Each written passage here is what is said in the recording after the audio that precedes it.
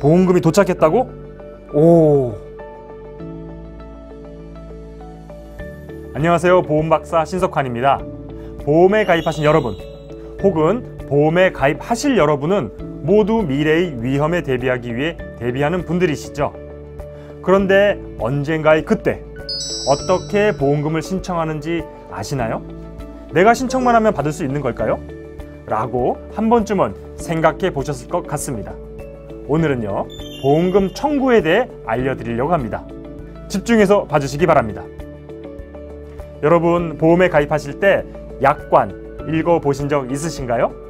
그 약관에는 보험금을 지급하지 않는 사유가 나와 있다는 사실을 혹시 아시고 계신가요?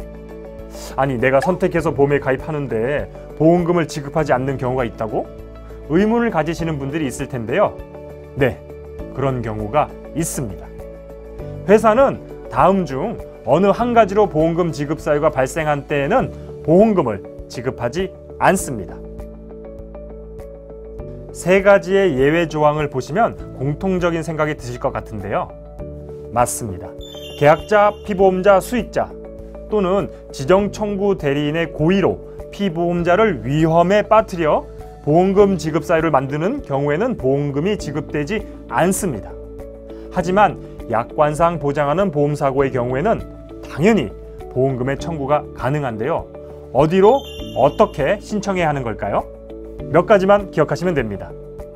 이 네 가지 서류를 준비하셔서 보험회사로 우편, 팩스, 전자의 방법으로 접수하실 수 있습니다. 보험금을 신청하신 후에는 보험금을 지급하는 것이 정당한 사유인지 판별하는 심사의 과정을 거치는데요.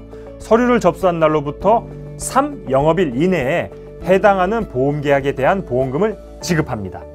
하지만 지급 사유의 조사나 확인이 필요한 경우에는 접수 후 10영업일이 그냥 열흘이 걸리는 경우도 발생할 수 있습니다. 마지막으로 유익한 정보 하나 더 알려드리겠습니다. 대부분의 분들이 질병 또는 재해에 대해 진단을 받으면 현실적으로는 아픈 것보다도 당장의 병원비가 걱정되기 마련이죠. 그리고 보험금 지급이 지연될 경우 비용적인 부담으로 치료를 주저하게 되는 분들이 있을 텐데요. 이럴 때에는 회사가 추정하는 보험금의 50% 절반 이내를 먼저 지급하는 보험금 가지급 제도가 있습니다.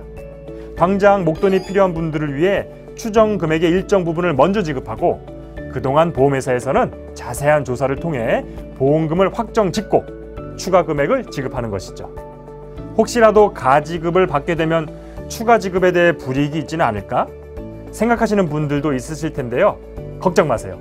보험금 지급 심사가 끝나면 가지급금을 제외한 나머지 금액을 지급하기에 이유 없이 지급받는 총액이 줄어든다거나 불이익의 걱정은 하지 않으셔도 됩니다.